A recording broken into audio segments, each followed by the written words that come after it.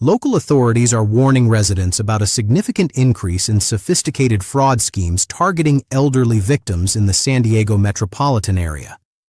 But on the morning of March 3, 2026, a different kind of crime was about to be exposed, one that would shake the foundations of San Diego's political establishment and reveal that the greatest threat to the community had been hiding in plain sight all along. As the first light of dawn began breaking over the Pacific coastline, a convoy of unmarked federal vehicles wound through the exclusive neighborhoods of La Jolla, heading toward a destination that would soon become the most infamous address in San Diego history.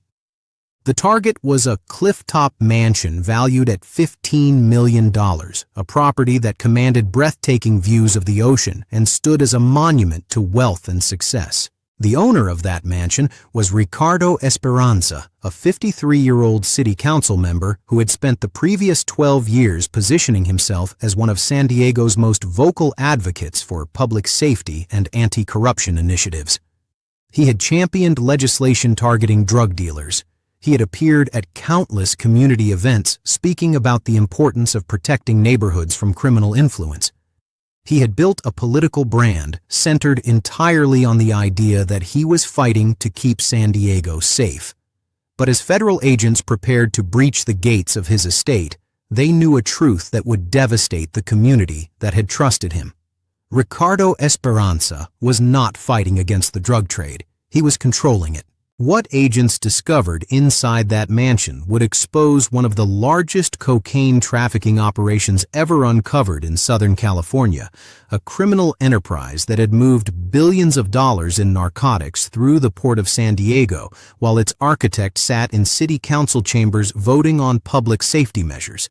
This is the story of Operation Golden Viper, a 22-month investigation that would ultimately seize 5.5 tons of cocaine, $180 million in gold bullion, and tear away the mask of a man who had convinced an entire city that he was their protector. The investigation that would eventually bring down Ricardo Esperanza began not with sophisticated surveillance or confidential informants, but with a routine Coast Guard patrol in the waters off Baja California.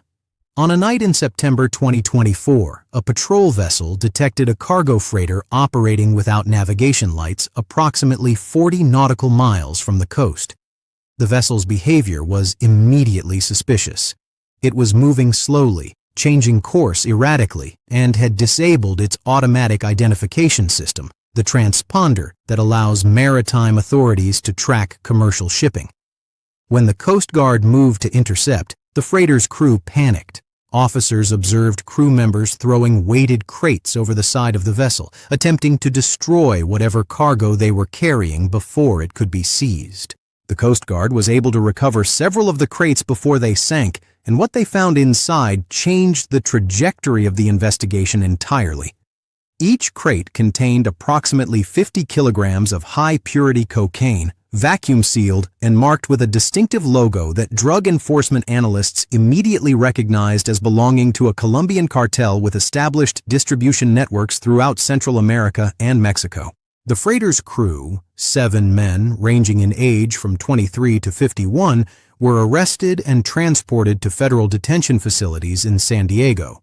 Among them was a man named Javier Molina, a 44-year-old logistics coordinator who had been responsible for managing shipments between Colombia and Southern California for nearly a decade. Molina understood immediately that he was facing federal trafficking charges that could result in a prison sentence of 25 years to life. He also understood that his employers in Colombia and their partners in Mexico would view his arrest as a liability that needed to be eliminated. Facing these impossible choices, Molina made a decision that would ultimately expose the entire network. He agreed to cooperate with federal investigators, providing detailed testimony about how the operation functioned, who controlled it, and most importantly, who was protecting it from law enforcement attention.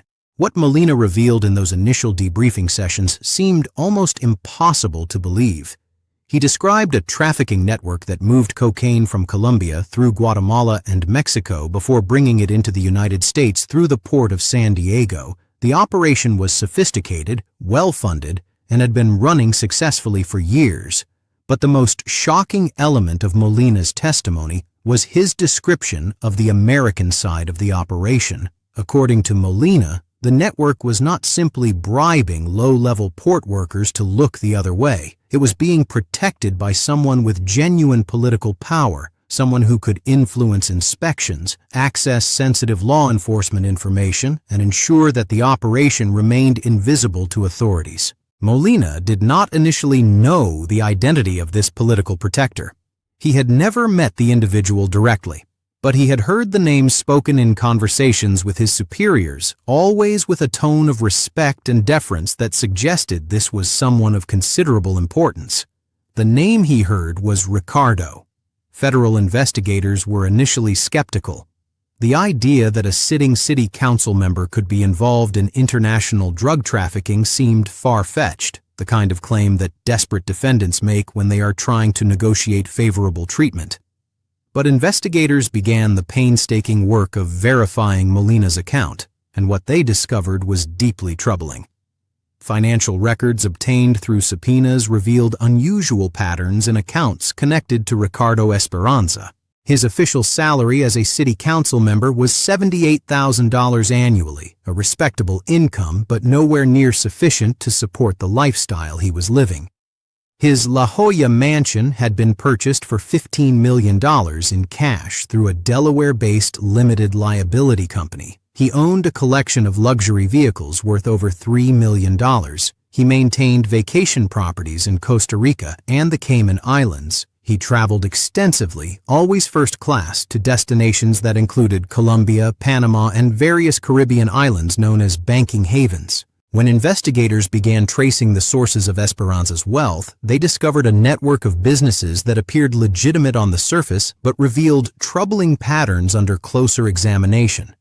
Esperanza held ownership stakes, often through shell companies and nominee arrangements, in a luxury automobile dealership, a commercial real estate development firm, a freight logistics company, and a cryptocurrency investment platform.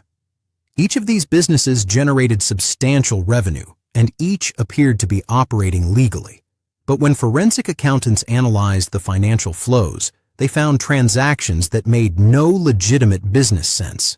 Cars were being sold at prices far above market value to buyers who paid in cash.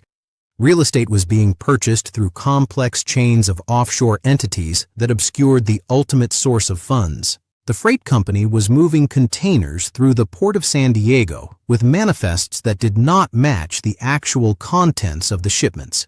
And the cryptocurrency platform was processing transactions that bore all the hallmarks of money laundering, converting large amounts of cash into digital assets that could then be transferred internationally without triggering traditional banking oversight. The picture that emerged was of a sophisticated financial infrastructure designed to absorb drug proceeds and transform them into legitimate-appearing wealth. And at the center of that infrastructure sat Ricardo Esperanza, the city council member who had built his political career on fighting crime. The investigation expanded over the following months, with federal agents from the FBI, DEA, ICE, and Homeland Security investigations working in coordination to map the full scope of the network. Wiretaps were authorized on phones connected to Esperanza and his associates. Surveillance teams documented meetings between Esperanza and individuals who were later identified as cartel representatives. Undercover agents managed to penetrate the outer layers of the organization, providing first-hand accounts of how drug shipments were coordinated and how payments were processed. What emerged was a portrait of an operation that had achieved remarkable scale through careful planning and ruthless efficiency. Cocaine was being moved into San Diego in shipping containers that were officially manifested as containing agricultural products, automotive parts, or industrial equipment. The containers arrived at the port and were processed through customs with minimal inspection, thanks to relationships that the organization had cultivated with port personnel. From there, the drugs were transported to distribution points throughout Southern California, Arizona, and Nevada, where they were broken down into smaller quantities and sold through street-level networks. The profits from these sales, running into hundreds of millions of dollars annually, were then cycled back through Esperanza's network of legitimate businesses, emerging as clean income that could be spent, invested, or moved offshore without attracting attention. The most disturbing aspect of the investigation was the extent to which Esperanza had used his political position to protect the operation. As a city council member, he had access to information about law enforcement priorities and planned operations. He sat on committees that oversaw port security and public safety initiatives. He had relationships with police commanders, federal liaisons, and prosecutors throughout the region. And he had used all of these connections, investigators discovered, to ensure that his trafficking network operated with near total impunity. Wiretap recordings captured conversations in which Esperanza discussed upcoming enforcement actions with his cartel partners, warning them to delay shipments or move product to different locations. Documents seized later in the investigation revealed that Esperanza had actively intervened to delay or redirect inspections at the port, using his political influence to create windows of opportunity for contraband to pass through undetected. He had even, according to testimony from cooperating witnesses, provided information that led to the identification and elimination of potential informants who might have exposed the network. By February 2026, federal investigators had assembled a case that they believed was sufficient to secure convictions against Esperanza and dozens of his associates. The evidence included financial records documenting the flow of drug money through his businesses, wiretap recordings capturing his conversations with cartel representatives, testimony from cooperating witnesses who had participated in the operation, and surveillance documentation of his meetings with known traffickers. The decision was made to move forward with coordinated arrests and searches designed to dismantle the entire network in a single operation. The primary target would be Esperanza's La Jolla mansion, where investigators believed large quantities of cash, drugs, and evidence were being stored. Secondary operations would target his businesses, the homes of his associates, and several warehouses that had been identified as storage and distribution points. The operation was scheduled for the early morning hours of March 3rd, timed to catch targets at home and minimize the risk of resistance or flight. At exactly 4:27 in the morning, federal tactical teams breached the gates of Esperanza's mansion using explosive charges. The sound echoed across the quiet neighborhood as helicopters descended from the darkness, their searchlights illuminating the sprawling estate and the cliff face dropping away to the ocean below. Inside the mansion, Esperanza was found in his bedroom, awakened by the commotion but making no attempt to resist or flee. He was placed in handcuffs and escorted from the property while search teams began the methodical process of examining every room, every closet, every potential hiding place in the 15,000-square-foot residence.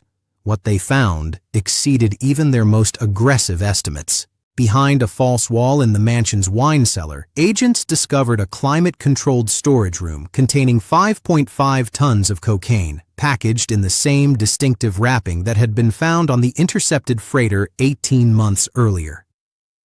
In a vault concealed beneath the floor of Esperanza's home office, they found gold bullion bars with a combined value of $180 million, stacked on industrial shelving that had been specially constructed to bear the weight. Scattered throughout the property, hidden in safes, filing cabinets, and concealed compartments, agents recovered an additional $47 million in cash, much of it still wrapped in the rubber bands and plastic packaging used by street-level drug operations. But the physical evidence was only part of what investigators discovered. In Esperanza's office, they found computers and storage devices containing detailed records of the organization's activities spanning more than a decade. Transaction logs documented every shipment, every payment, every distribution. Communication archives revealed the full scope of Esperanza's relationships with cartel leadership in Mexico and Colombia. And most damning of all, investigators found ledgers that documented payments to public officials, law enforcement personnel, and port workers who had been bribed to facilitate the operation. The scale of the corruption was staggering. Esperanza had not simply been running a drug trafficking organization. He had been systematically compromising the institutions that were supposed to protect the public from exactly this kind of criminal enterprise. Simultaneous raids across San Diego and the surrounding region resulted in the arrest of 38 individuals connected to the network. Among those taken into custody were mid-level distributors who managed the organization's street operations, financial professionals who had helped structure the money laundering schemes, port workers who had accepted bribes to facilitate smuggling, and several other public officials whose names appeared in Esperanza's payment ledgers. 2 city employees who worked in departments overseeing port operations were arrested at their homes. A deputy in the county sheriff's department was taken into custody at his office before he could be warned of the operation, and a customs supervisor who had been on Esperanza's payroll for 7 years was arrested attempting to board a flight to Mexico City, apparently having received advance warning that the operation was about to be exposed. The breadth of the arrests demonstrated that Esperanza's network had not operated in isolation. It had required the active participation or willful blindness of dozens of individuals across multiple institutions, each of whom had prioritized personal profit over their responsibilities to the public. In the days following the raids, the full impact of Esperanza's activities began to come into focus. Federal prosecutors estimated that his network had imported and distributed cocaine with a street value exceeding $2 billion over the previous decade.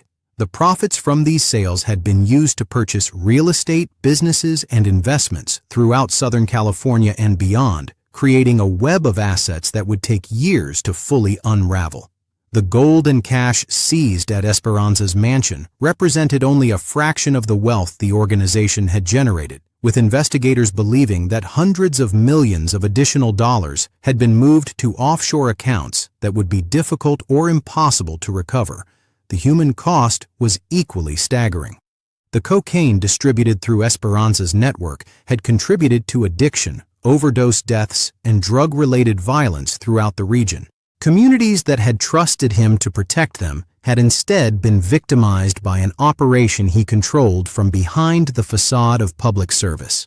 The political fallout was immediate and severe. San Diego's mayor called for a comprehensive review of oversight mechanisms for elected officials.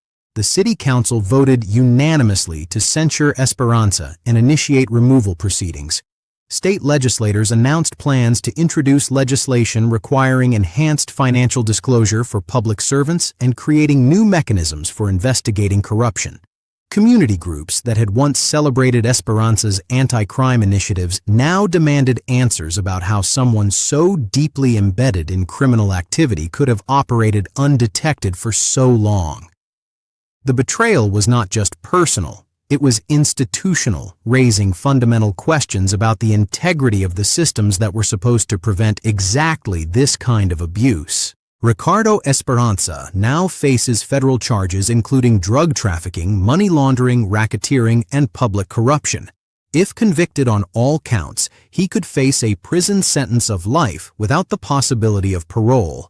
His assets have been frozen pending forfeiture proceedings, and federal prosecutors have indicated that they intend to seize everything connected to his criminal activities, including the La Jolla mansion, his business holdings, and the gold and cash recovered during the raid. The investigation continues to expand as prosecutors work through the evidence seized during the operation, with additional arrests expected as more individuals connected to the network are identified. The cooperation of figures like Javier Molina and others who have agreed to testify against Esperanza will be crucial in building cases against the broader network, including cartel leadership in Mexico and Colombia who orchestrated the supply side of the operation. The case of Ricardo Esperanza stands as a warning about the capacity of criminal organizations to infiltrate legitimate institutions and corrupt those who hold positions of public trust.